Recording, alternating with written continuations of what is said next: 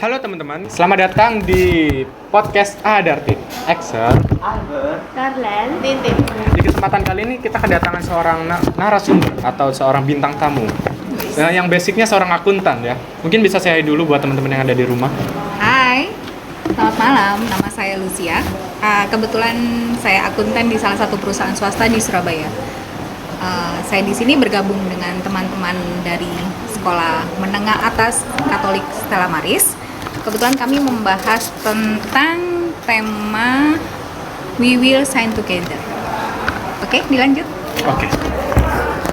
Kalau gitu kita langsung mulai aja ya. Jadi berhubung tema kita ini ada tentang membangun persatuan di sekolah kita, Stella Maris. Tapi sebelum itu kita awali dulu dengan sebuah kasus. Untuk ibu sendiri, pernah dengar nggak sih kasus yang bisa dibilang sering terjadi sebelum pandemi di sekolah? Karena kan sekarang lagi online kita guys. Yang dimana seorang siswa sering mengejek temannya, berkelahi, pelecehan seksual, dan juga pembulian. Banyak lagi sebenarnya yang nggak bisa disebutin. Pernah nggak sih dengar kasus kayak gitu? Sebenarnya sih nggak hanya dengar ya, kita baca di artikel juga, ada di YouTube juga, bahkan TikTok juga kan sekarang ya masanya sudah beralih ke TikTok nih, bukan yang hanya sekedar berita gitu. Nah, biasanya kalau yang viral-viral itu selalu ada pertama kali di TikTok. Hal ini tidak hanya terjadi di sekolah, tapi terjadi di perkuliahan, terus terjadi di perusahaan, terjadi di masyarakat juga. Jadi bukan hal yang saya rasa bukan hal yang sudah umum ya ini. Jadi bukan yang setengah-setengah gitu loh. Itu banyak terjadi dan sangat disayangkan sih. Yes, benar sih. Sayangkan sekali. Oke, sebenarnya kan kasus ini kayak nggak sekali, nggak dua kali doang terjadi setiap tahunnya. Sering kali terjadi di sekolah-sekolah elit lah. Nggak elit doang sih, bahkan sekolah yang bawah juga pasti sering kayak gitu. Mungkin yang Andi maksud itu sekolah yang untuk kategori umum dan swasta. Yes, Jadi iya. kalau untuk bawah dan elit itu hanya status sosial, tapi yang sebenarnya yang terjadi adalah umum dan swasta. Jika umum itu masih di bawah naungan pemerintahan, tapi swasta kan lebih ke komunitasnya kan lebih ke yang apa itu namanya pembayarannya yayasan dan itu kan banyak yang apa sih namanya kalau istilahnya untuk komersil. Nah, benar. Yes, itu dia. Kejadian kayak gini kan pasti bersangkut pautkan dengan yang namanya hak asasi manusia. Apa aja sih kasus yang pernah terjadi di sekolah?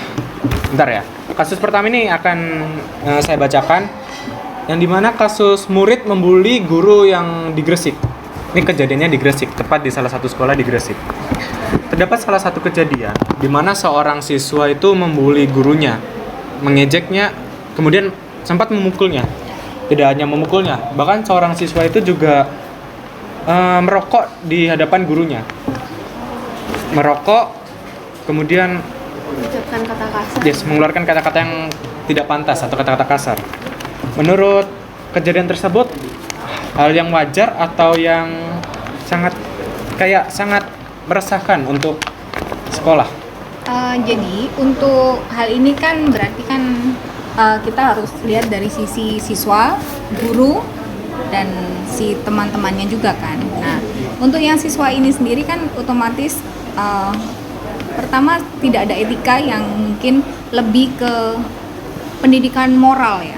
Kalau di sekolah kan mungkin ada PPKN kan. Nah, pendidikan moral, terus kedua etika sopan santun itu sepertinya tidak ada di si siswa untuk diterapkan.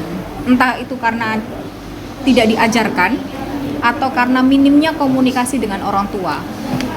Nah, untuk dari segi yang kita lihat sebagai guru, kenapa dia tidak melakukan balasan atau melakukan kekerasan kepada siswa atau mencemooh siswa, itu dikarenakan dia guru pendidik yang sesungguhnya. Beliau ini yang perlu kita teladani, dalam artian pada saat beliau mengemban sebagai pendidik, beliau sangat memahami karakter siswa masing-masing dan latar belakang siswa itu berbuat seperti itu karena apa. Seperti itu. Tapi teman-temannya ini hanya membiarkan, bahkan menertawakan serta cuma merekam supaya viral. Menurut Ibu bagaimana tanggapan Ibu akan masalah itu?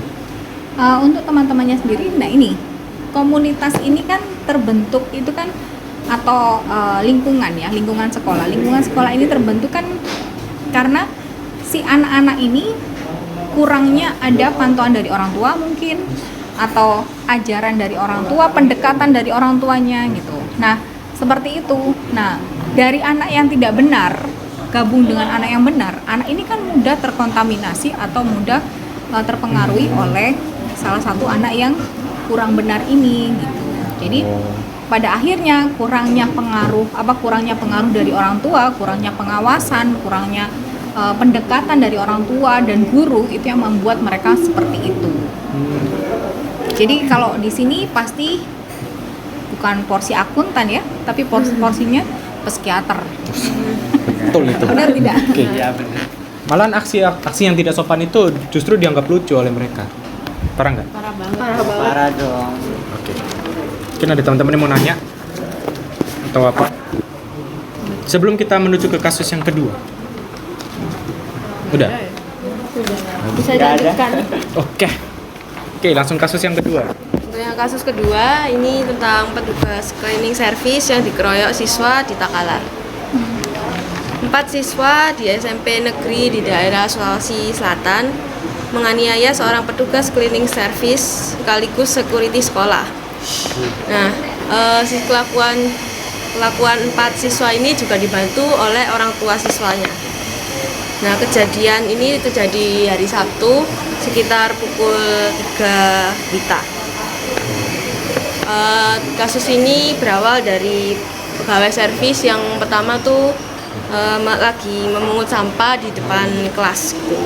Nah, kemudian ada beberapa para siswa yang mengejeknya dengan kata-kata yang kasar. Nah, pegawai servis ini kan tersinggung. Akhirnya dia menampar seorang siswa. Siswa yang ditampar juga nggak terima dan dia mengadu pada ayahnya. Ayahnya langsung mendatangi pegawai servisnya. Kemudian ia pun memerintahkan sang anak beserta 3 teman sekolahnya untuk memukul pegawai servis tersebut. Terus mereka mengeroyok pegawai servis tersebut itu menggunakan sapu ijuk yang bergagang besi. Pasti sakit. Ya kan pasti sakit banget ya kan. Sadis. Nah, sampai kepala sebelah kiri pegawai servis itu mengalami luka robek. Tak hanya itu, orang tua siswa pun turut memukul korban. Kasus ini memang berujung damai, namun pihak kepolisian tetap mengamankan orang tua siswa.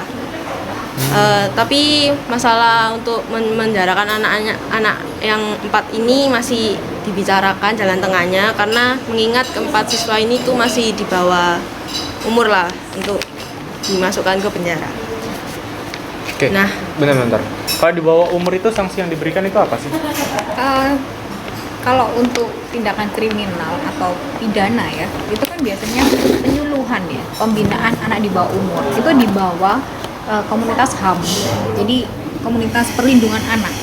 Jadi lebih ke arah perlindungan anak dan pembinaan. Jadi kalau misalnya di sel pun mereka akan terbentuk dengan sama kejahatan, sama halnya, karena di sel kan pasti orang-orang yang bersalah dong, kan, untuk minimal banget kan untuk orang-orang yang benar tapi di sel kan gitu logikanya, seperti itu.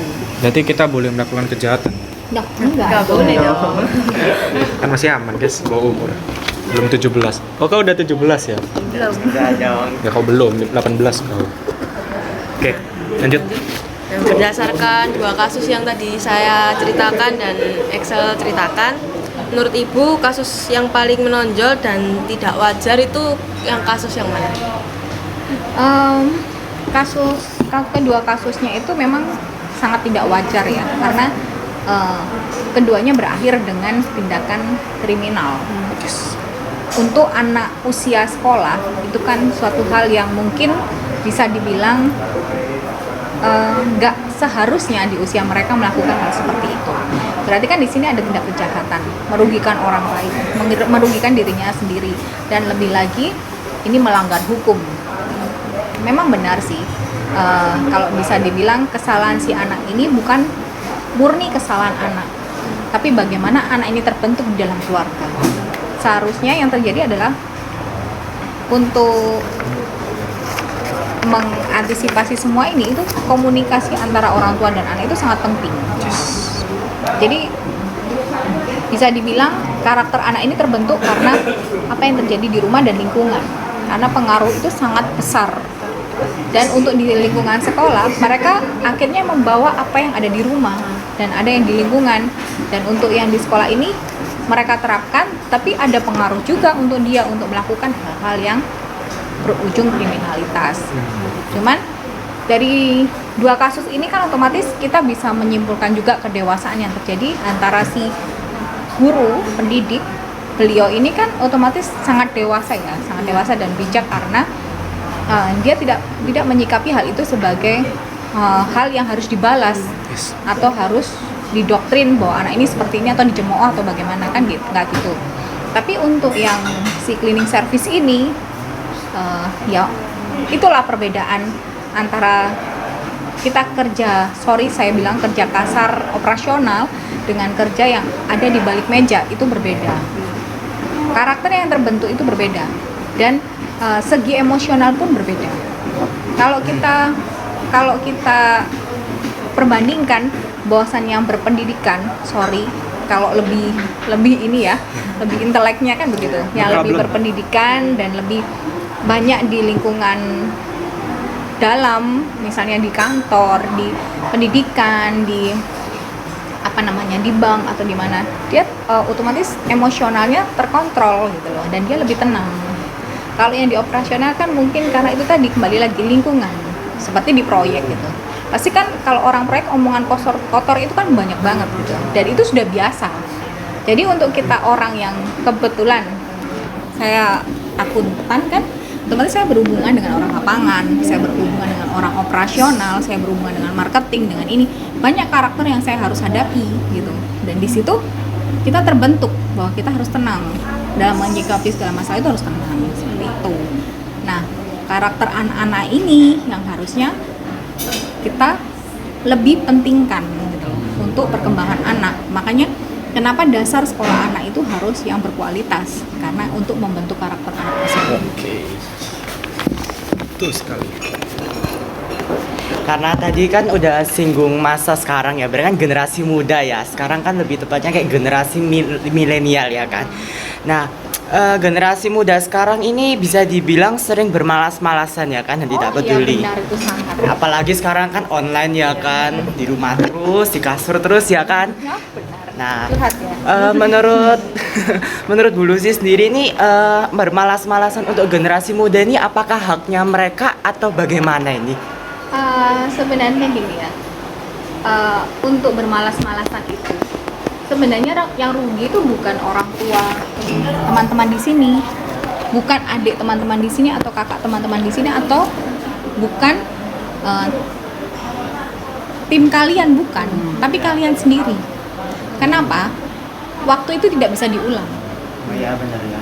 Ya, hari ini pun tidak bisa diulang. Yang ada besok. Tapi besok kita menerima hasil. Nah, jika hasil itu buruk, apa kita bisa mengubah? Enggak kan? Hanya memperbaiki. Jadi, kalau misalnya kita malas, pekerjaan yang hari ini tidak terselesaikan, otomatis besok kita double dong. Ya, double dong. Pertama double itu kan otomatis kita terkuras nih energi segala macam.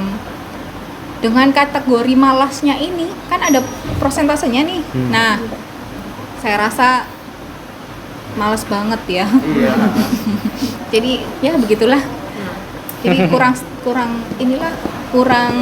oke lah dibanding masa saya dulu gitu. Iya. Oke. Penjelasannya bagus sekali ya kan. Oke Ya? kok, Ya. malas kita oke kok guys. Oke, lanjut. Kira-kira hubungannya sama HAM, kasus bermalas-malasan tadi itu apa ya? Apakah bermalas-malasan termasuk hak kita? Tentu saja kita semua kan memiliki hak masing-masing. Apakah bermalas-malasan itu dibenarkan dalam HAM itu? Bagaimana pendapat Ibu? Jadi gini ya, itu kaitannya panjang sekali. Karena akhirnya saling berkaitan dan berkesinambungan.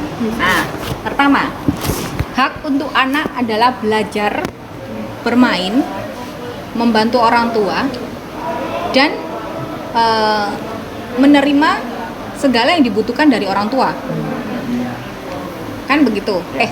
Hak itu berarti hak belajar, hak dipelihara oleh orang tua. Terus kedua kan haknya istilahnya segala kebutuhan dia masih dalam tanggung jawab orang tua. Sedangkan kewajibannya kan hak harus ada kewajiban dong. Betul. Kalau kita berpikir hak dan itu hak asasi gue dong kan nggak bisa. Kewajibannya anak-anak ini juga harus belajar gitu loh. Sama, dia punya hak untuk belajar, dia harus belajar juga. Nah, belajar ini kita kasih contoh, belajar ini untuk kepentingan siapa? Diri sendiri. Orang tua? Enggak kan? Diri sendiri kan? Nah, kedua, dia berkewajiban untuk membantu orang tua. Karena apa? Karena orang tua ini juga orang yang sudah berupaya dan bertanggung jawab sebisa mungkin untuk memenuhi segala kebutuhan si anak kan, dan membuat si anak ini menerima semua yang terbaik gitu loh. Kalau anak ini tidak membantu orang tua, pada saatnya nanti ada orang tua ini sakit atau Tuhan berkehendak lain, kan anak ini pasti kaget dong. Nah, masa depannya dia bagaimana? Dia harus terlatih dengan itu. Nah, terus untuk kewajiban lagi menghormati orang tua itu hal yang umum, dan itu harus dia punya gitu loh. Karena apa? Harus dia lakukan. Karena apa? Karena di masyarakat pun pada akhirnya dia akan terjun kan. Bukan yang dia hanya di kamar dan di rumah, enggak kan. Pada saatnya nanti dia akan berkomunikasi dengan orang lain, terus hingga menikah, dan dia harus terjun sendiri ke masyarakat. Sama halnya orang tuanya dulu yang dia lakukan begitu. Mereka yang lakukan begitu. Seperti itu sih. Oke. Mudah dipahami. Untuk sampai ke HAM, otomatis kan pelanggaran HAM itu kan hak asasi manusia ya. Hak asasi manusia apabila karakter si generasi ini malas-malasan dan tidak ada inisiatif untuk bagaimana dia harus berkembang dan bagaimana dia bisa lebih baik dari sebelumnya, itu kan otomatis membentuk karakter yang malas. Kedua, dengan malas apakah kalian bisa berkarya? Enggak dong. Terus dengan malas juga apa kalian bisa berkembang secara psikis ataupun secara wawasan? Enggak juga kan? Nah, pada akhirnya apa yang bisa kalian lakukan? Nothing dong. Ya, nothing dong. Setinggi apapun tingkat jabatan kalian, setinggi apapun pendidikan kalian, kalau attitude kalian tidak ada, itu nothing. Jadi HAM ini pada akhirnya akan menjadi satu sorotan di mana kalian tidak bisa melakukan apapun. Menghasilkan uang kalian juga tidak bisa. Berkarya kalian tidak bisa, tidak bisa. Apa hubungannya dengan malas? Lah kalau kalian malas, apa yang kalian kerjakan? Tidak ada. Bagaimana kalian bisa berkembang dan mendapatkan uang? Sedangkan sekarang apa-apa harus uang. Ya dong. Berarti kesimpulannya itu hak dan kewajiban harus setara. Jadi Harus kira-kira seimbang. apa ya tindakan kita sebagai generasi muda di SMA Kasal Maris untuk mengatasi hal-hal itu? Jadi untuk ini sedikit sharing ya. Untuk saya pribadi dulu, untuk melakukan hal-hal yang saya rasa akhirnya saya rasakan sekarang hasilnya itu pada saat saya sekolah, pada saat saya masih dengan orang tua, itu lebih peduli gitu, lebih peduli dalam artian oke lah malas, saya tidak pungkiri saya juga malas, tapi dalam konteksnya nggak selalu malas gitu loh. Dan akhirnya kita belajar itu banyak hal gitu loh, bukan hanya pelajaran yang di sekolah yang diberikan oleh guru dan kita belajar dan kita dapat nilai ujian baik, udah enggak kan. Tapi kita juga belajar komunikasi dengan masyarakat, berhubungan dengan masyarakat, sosialisasi dengan masyarakat, menjalin kerjasama. Nah, itu seperti itu. Belajar untuk mencari uang sendiri. Hal sekarang dengan kalian online itu harusnya kalian memanfaatkan waktu ini. Bukan yang akhirnya wah online dong, males dong gue. Ya udah setelah Zoom selesai, ada tugas kita kerjakan, enggak ya kita main game. Nah, kan nggak begitu. Jadi harusnya ya memang difungsikan. Kalian misalnya Dengan seperti itu kalian bisa membantu, mungkin karena ada orang tua yang jualan online, bantu dong jualan online atau COD atau apa. Pergunakan waktu kalian itu dengan baik, karena waktu nggak bisa diulang.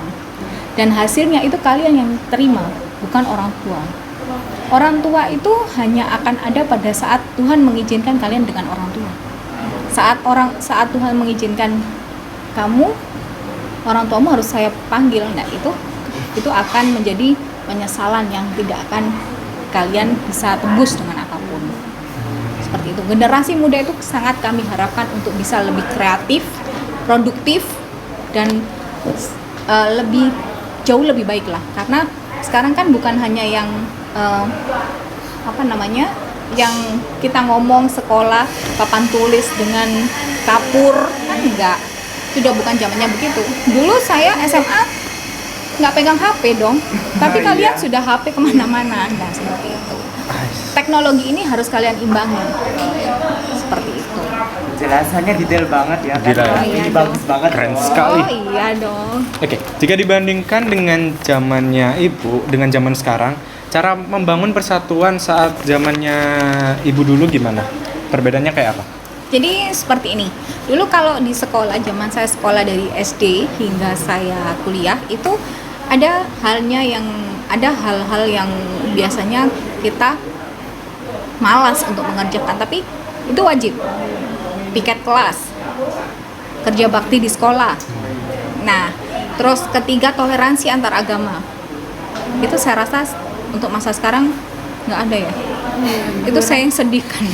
Nggak ada. Jadi karena teknologi yang begitu canggihnya, jadi semuanya hanya dengan teknologi itu sendiri. Tapi untuk kita sosialisasi dengan teman, dengan guru, dengan masyarakat sekitar itu nggak ada. Seperti itu. Terus sekarang lebih kan teman-teman di sekolah itu yang saya sayangkan itu rasis. Kalau di pemerintahan atau di di masyarakat umum itu lebih ke KKN. Nah, kan seperti itu ya. Istilahnya KKN. Korupsi, kolusi, nepotisme. Jadi banyak-banyak yang dari perusahaan itu, oh itu saudara gue, ambil dong, kan seperti itu. Sebenarnya kan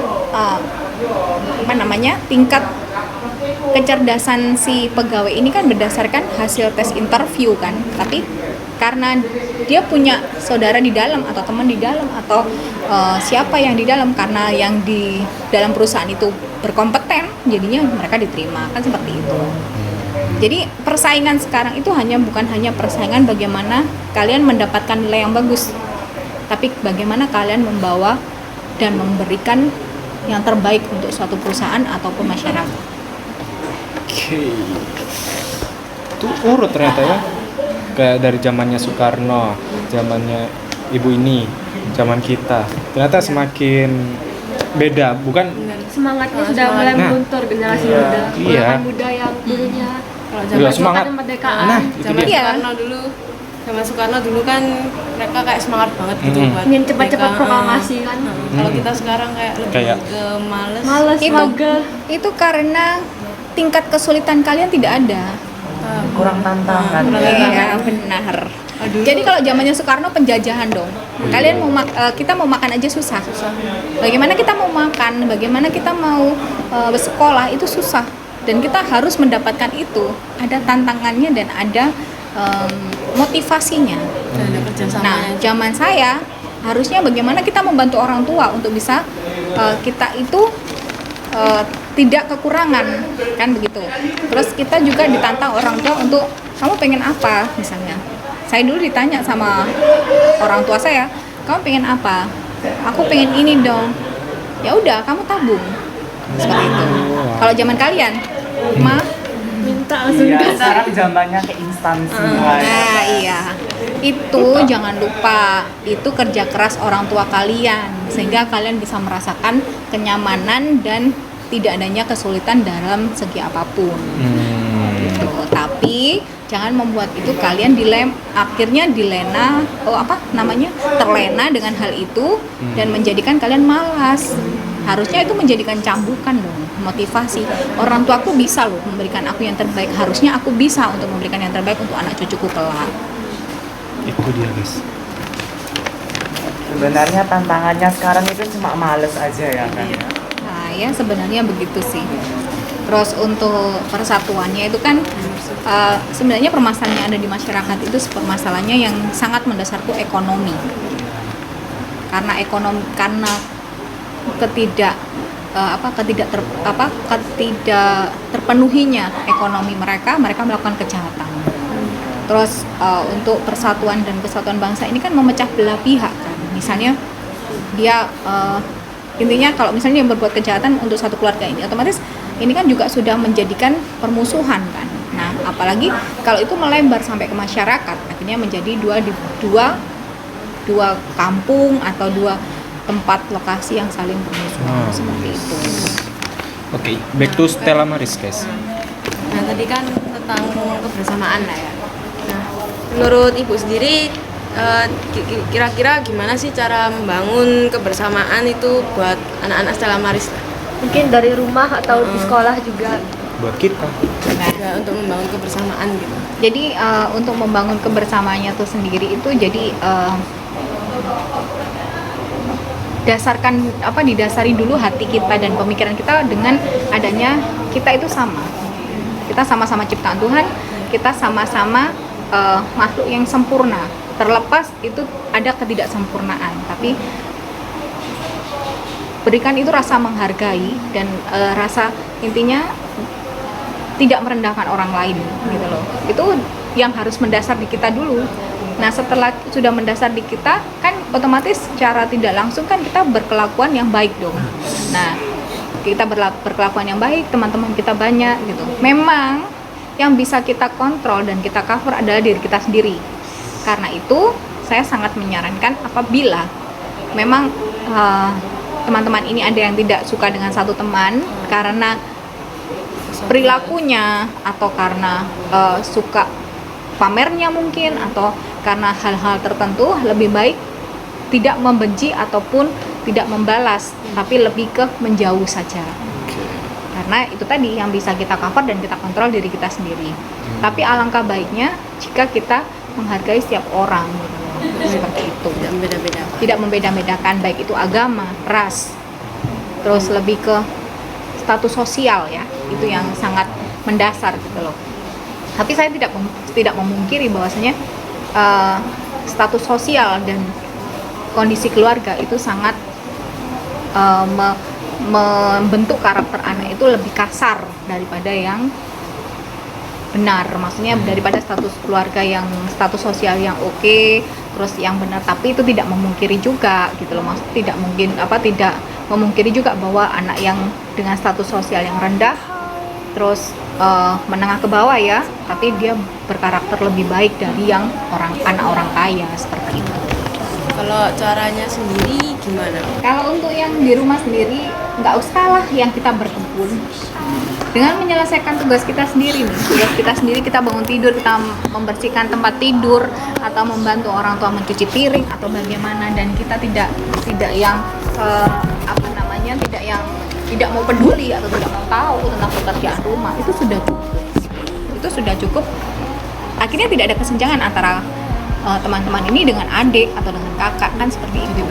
Jadi orang tua itu kan juga, misalnya kedua orang tua bekerja, terus kan pulang kan udah capek nih, kalau harus melihat rumah yang berantakan dan kalian tidak mau tahu, itu kan suatu hal yang capek dong gitu loh.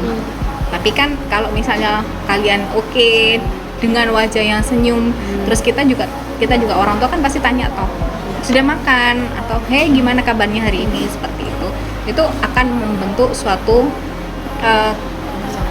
kebersamaan dan perasaan yang enak gitu loh, dan kenyamanan di keluarga itu terbentuk gitu. Secara otomatis di masyarakat pun akan berlaku yang sama karena dasarnya itu dari rumah.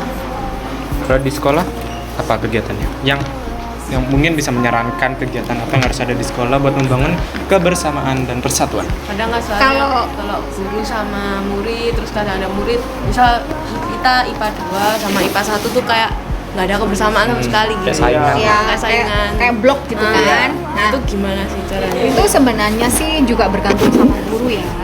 Jadi guru-guru itu ibu guru, bapak guru yang ada itu harusnya membuat kalian itu ada kolaborasi atau gabungan gitu. Jadi akhirnya tidak terbentuk blok-blok seperti itu.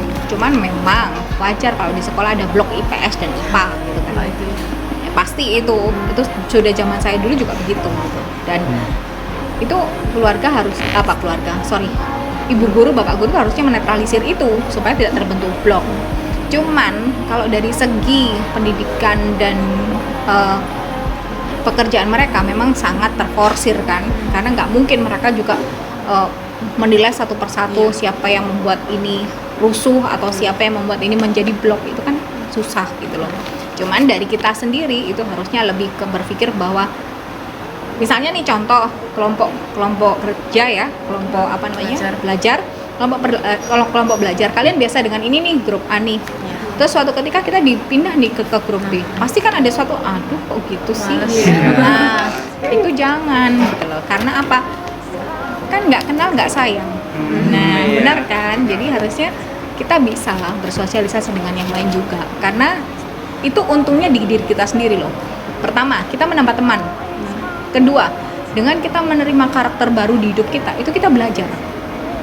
Namanya pendewasaan diri. Jadi bukan hal yang sepele gitu, tapi ini sangat berpengaruh di kita. Dan pendewasaan diri itu yang akan membentuk karakter kita jauh lebih tenang, tidak emosional, dan tidak kasar. The last question, pertanyaan terakhir. Lagu apa yang kira-kira menggambarkan generasi muda dan pesan-pesannya apa untuk disampaikan ke generasi muda? Ya, Ingat lagu kebangsaan Indonesia nggak? Ingat lah. Ingat lagu-lagu daerah nggak? Nah, itu Rayuan Pulau Kelapa. Ayo, gimana lagunya? Tidak tahu. Di Rayuan Pulau Kelapa itu ada pesan bahwasannya kita itu negara yang terdiri dari beberapa daerah. Kita kaya akan alam semesta, kita kaya akan Bhinneka Tunggal Ika. Jadi banyak suku, banyak adat istiadat, dan banyak juga hasil alam yang bisa kita gunakan. Di sini kita harusnya berpikir dan bersyukur atas apa yang sudah kita dapatkan di Indonesia ini. Dengan itu kita harus rasa bersyukur ini kan kita harusnya realisasikan dong. Nah, dengan itu kita harus melebur perbedaan yang ada, dan kita memfungsikan hasil alam dan karya bumi ini untuk menjadi hasil untuk negeri kita, bukan yang untuk kepentingan kita pribadi. Sehingga persatuan itu terbentuk karena perbedaan yang indah, bukan karena perbedaan yang memisahkan. Wih, Keren juga.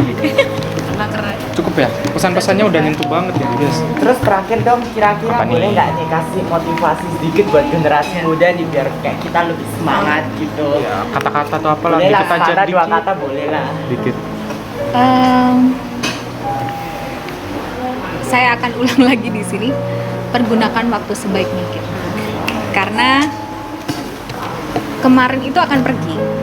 Hari ini nggak bisa diulang, dan hanya ada besok yang harus kita perbaiki jauh lebih baik. Nantinya jangan ada penyesalan yang tidak bisa kalian tebus. Seperti itu. Kalau saat ini kalian harusnya belajar dan memberikan kualitas yang terbaik, maksudnya memupuk kualitas kalian yang terbaik gitu, dan memberikan karya-karya untuk sekolah, untuk keluarga, nama baik ya, maksudnya kebanggaan, lakukan. Karena waktu tidak bisa diulang. Pada saat esok kalian dewasa, yang kalian lihat adalah nilai. Yes. Bagus banget ya motivasinya ya. Bagus Kalian dong. akan lihat nilai pada saat anak kalian tanya, nilai papa berapa ya? Nilai mama berapa ya? Bagaimana perasaan kalian? Dengan robek rapot. Seperti itu. Pergunakan waktu sebaik mungkin. Pergunakan waktu sebaik mungkin guys. Cukup ya? Karena Udah. kesempatan nggak datang dua kali Tuh, kan? kesempatan nggak datang 2 kali. Kalau datangnya 2 kali kesempitan. Bercanda. Penyesalan itu pasti di akhir. Nah, Kalau di awal pendaftaran. nah. Udah cukup Oke. ya? Oke. Udah lapar. Udah cukup podcast kita pada hari ini. Jangan lupa untuk like, comment, dan subscribe. Lancar. Makasih ya udah dateng ya. Oke, Udah jadi mau terima jadi kasih. narasumber. Arigato gozaimasu. Terima kasih, sama-sama. Jangan lupa saksikan video kami yang lainnya. Nggak ada ya? Cuma ini. Oke, sampai berjumpa lagi. Di podcast berikutnya. Oke, dadah.